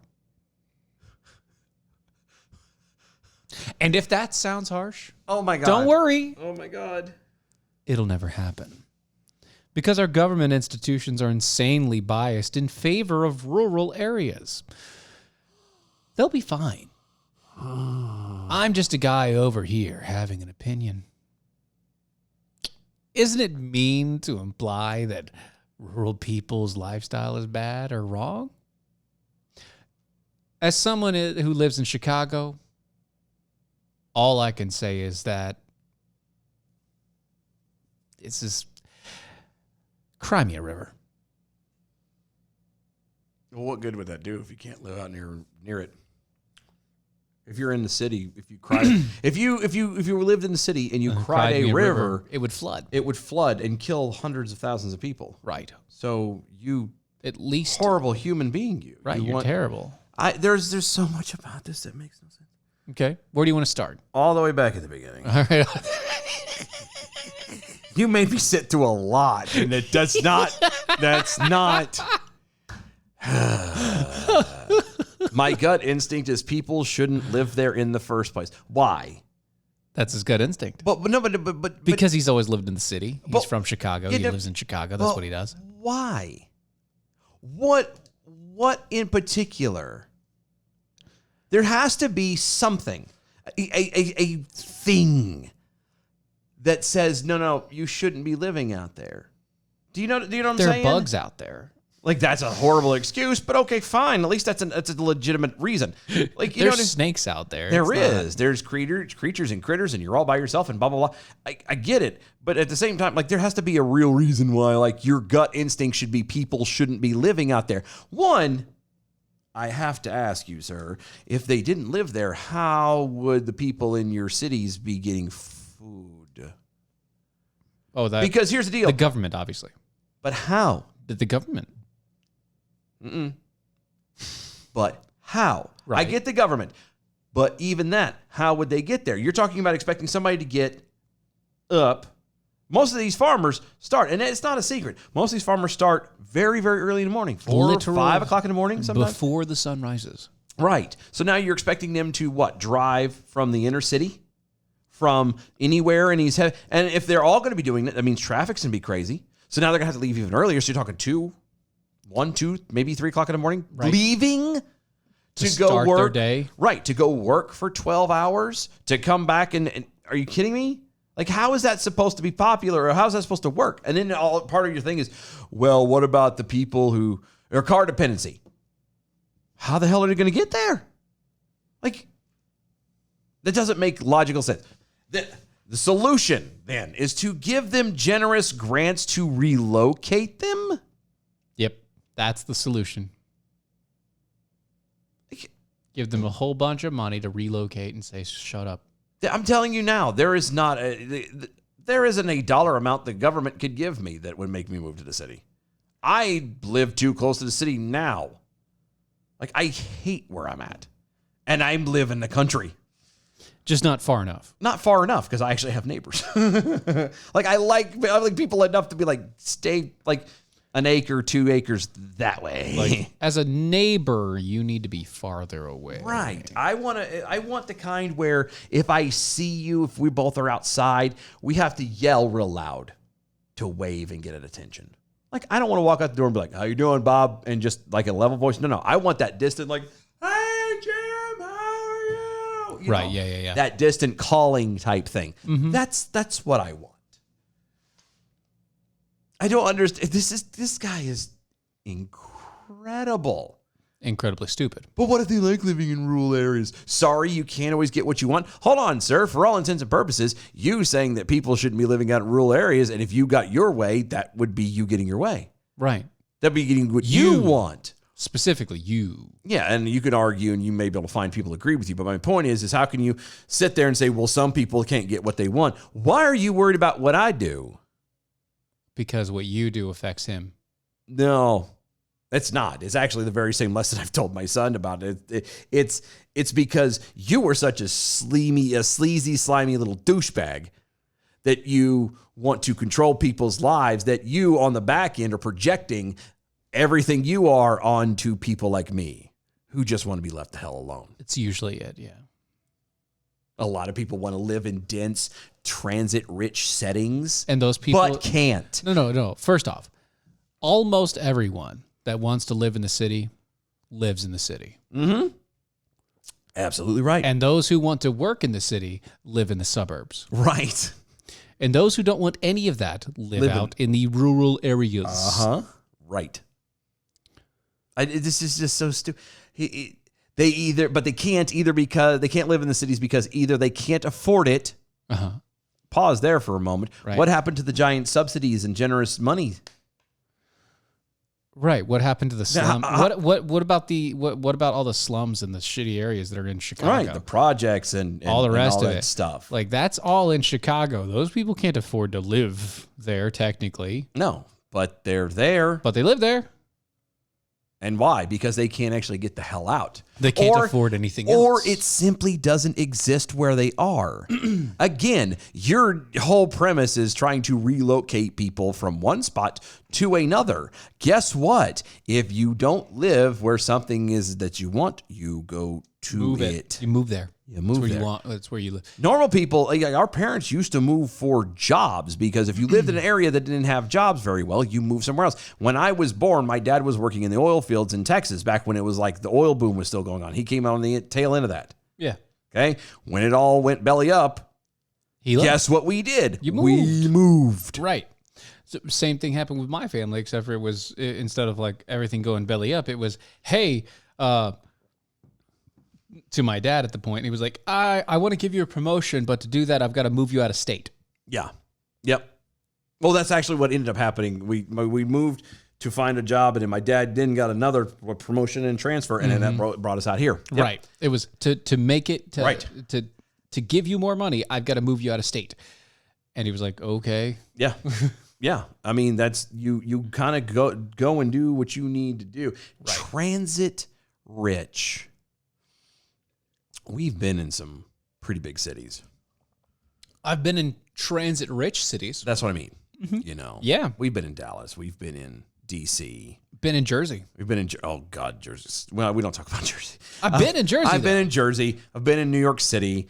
Like, I've worked in Jersey.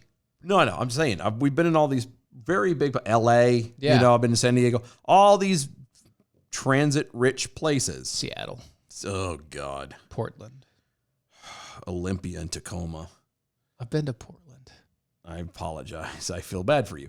But my point is, with all these places like that, do you know how many times, like, and I know for a fact, and it's more fresh just because Dallas was more recent. You know how many times I've seen the transit train, the local train in Dallas, doing its loop and no one be on it? All the time. All the time. All the time. So what good is transit rich if it doesn't? If nobody uses it. If nobody uses it. Right. It's not, is it really transit rich? Yes. It's just nobody cares. Because everybody wants to do the things on their own schedule. They don't want to have to base their entire life around the schedule of a government-run organization subsidy. Right. Like that's the point. Nobody wants to base their entire life off of train stops. Yeah. If you live in New York, you have to. Why? Because it's faster to go on the subway than it is to ride in a taxi. Yeah, but that's also the known trade-off. I want to pursue this career, or I have this opportunity for this job, or I want whatever, and it has been given to me here in New York. So in order to do that, I have to sacrifice having my own car. I have to depend on all this stuff. I have to put myself into the situation where I have to depend on everything. Right. And for people like me, I don't want to depend on anyone. Right. And so that is a personal choice. This guy is specifically trying to push away the idea of personal choice instead by forcing everybody to live in a smaller footprint. Which doesn't, this like is that's incredible. his point. He wants people to live in a smaller footprint. But who the hell are you? Like, I get that this is, the human footprint would be vastly less in the system. All lands not used for agriculture would be left wild.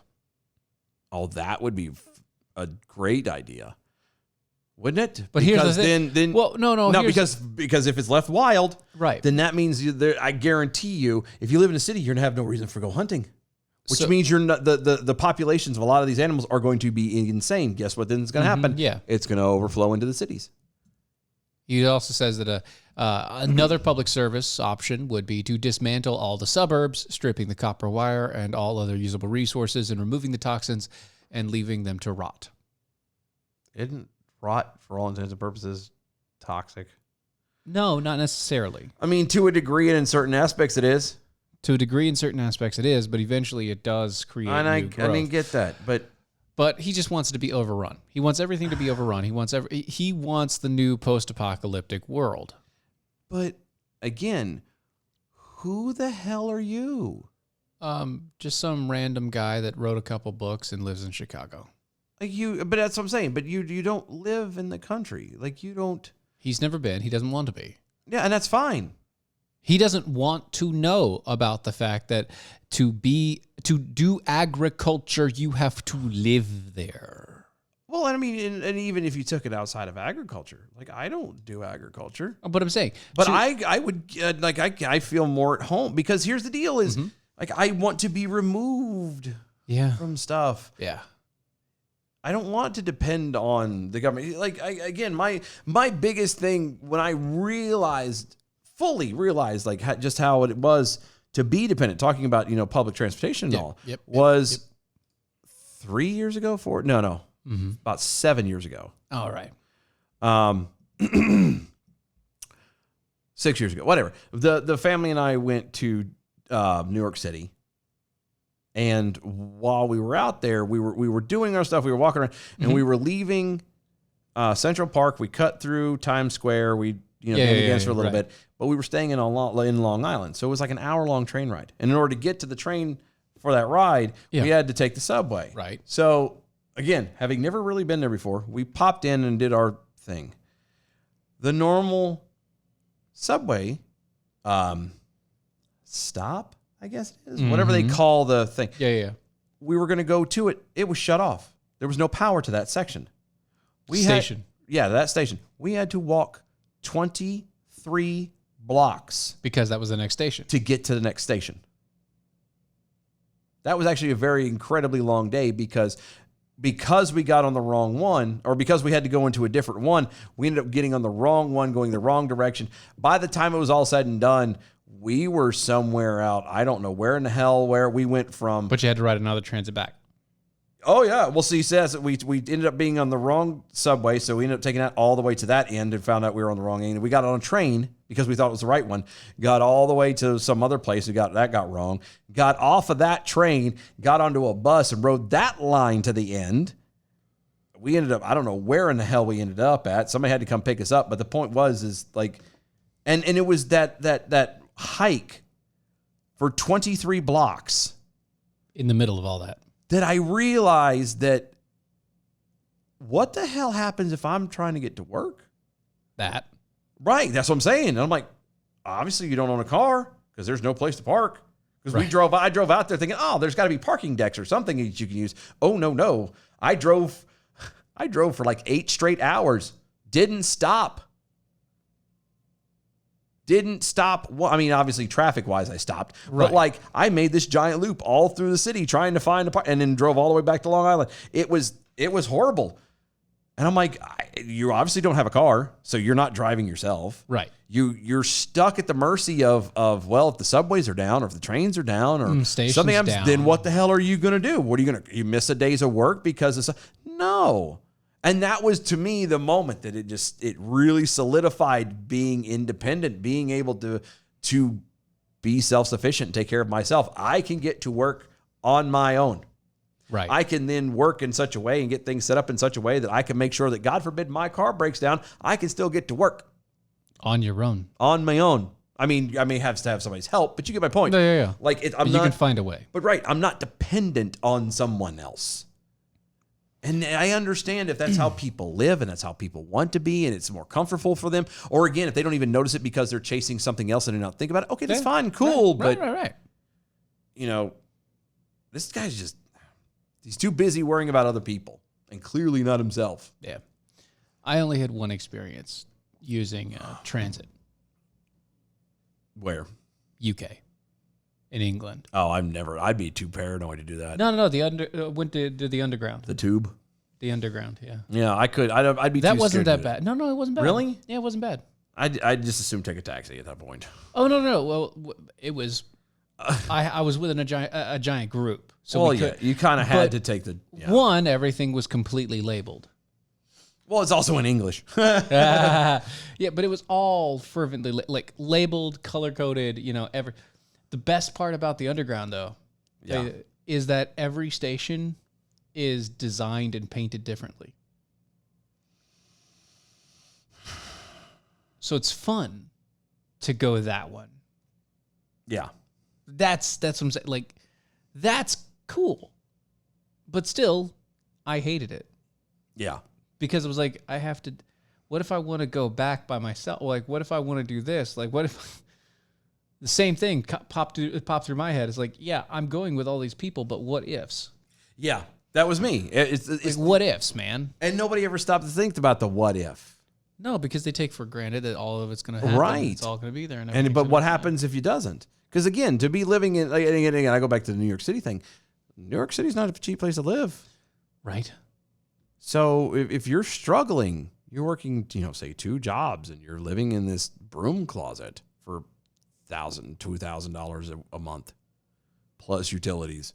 Literal broom closet. Yeah, literally in some cases. Like how you can't afford that to happen. Mm-hmm. But and I get it. Some people like that, kind of living on the edge thing. That's excitement to them, and that's fine. The part that bothers me out of all of this stuff that's going on is very much there's these people who think that they have some kind of, no, I don't want to say moral superiority because it's not necessarily moral, but they have this thing where they just kind of go, no, I don't, if I had my way, you wouldn't have anything. And it's like, whoa. Like, hold on. That's a little extreme. If you had your way. If I'm not bothering you, why would you want to do that? Why are you upset about me? Right. Like if you for a moment, if you could take things and be fair about it, sir. If you got to say me, I don't take, I don't destroy where I live. I don't, I take care of it the best I can. You know what I mean? There's no pollutants. I'm not dumping stuff. I was like I'm doing what you, sir, would want other people to be doing in your city. So why then would I not be able to be out here? Do you get him? Like it's who the hell are you? Is the big one. Yeah. Who the hell are you to even have the balls to say out loud that anybody shouldn't have the right to just be on their own? Because let's play this game. I would argue, and actually in a much I think we've made a pretty good case about it already. I would argue people shouldn't live in the city. That should be a place to go work. And we could then go home. Right, because my argument would be, well, think about it from the angle of the city should be a house, like warehouses and office buildings. Some of the best movies are all about the destruction of a major city. Right. To one facet or another. Yeah. Games, video games and stuff constantly centered around destroying old New York City has been hit by a plague and they've had to shut it all down. Yeah. They've blocked all the bridges off. People can't leave. This is a post-apocalyptic thing just in New York City. All this stuff. Like just that alone should be enough of an argument to say, no, people shouldn't live in the city. The city should be where people go to work, to collect services and goods. Right. And that's about it. And then go home. And then maybe go eat. home. Right. And go eat. Restaurants and, and stuff. That's what I'm saying. But then you can visit. They got hotels. No, I'm saying you should not be able to stay there.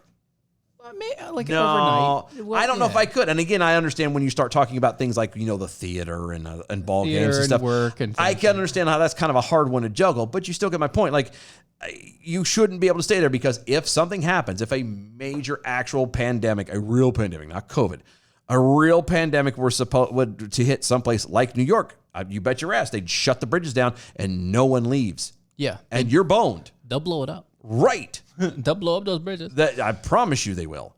And that's my point. Like just that alone. So even if you're staying there, say on a vacation or on a trip or on whatever, you should at least stay out in the suburbs. Right. Did something and then drive into the city. Right. Because here's the thing. If you live also in the country, in the rural areas, guess what happens if you happen to be in connection or get contact with one of these viruses?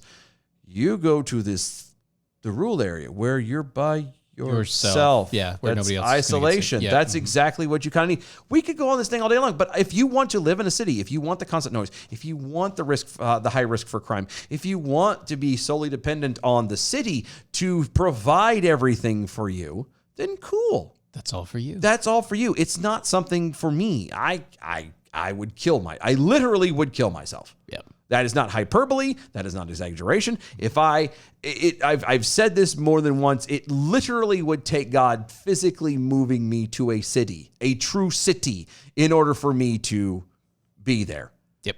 Because even if we were talking before about moving to Texas, I would love to be around the Dallas area. I would be the Dallas area. I would not live in Dallas proper. Suburbs, somewhere else, Yeah, and the way it's growing, I would be like outside of even the suburbs. Like at least an hour out. Right. Yeah. Right. And finally, the New York Times has decided to hire a new person. They did? Yes. For their political desk, for the democracy team, they're going to hire Ken Bessinger. Do you remember Ken Bessinger? The name sounds very familiar. Ken Bessinger. You might remember him from his recent works with the Oath Keepers. Okay. The anti-statist militia group.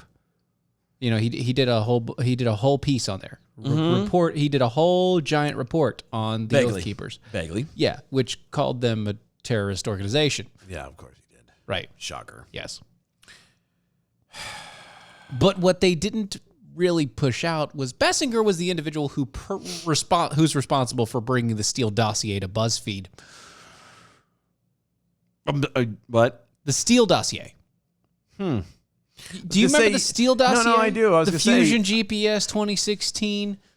Yeah, no, I got it. I feel like you were trying to gloss over that real quick, though. I was like, wait a second. I know we're pressed for time, but no.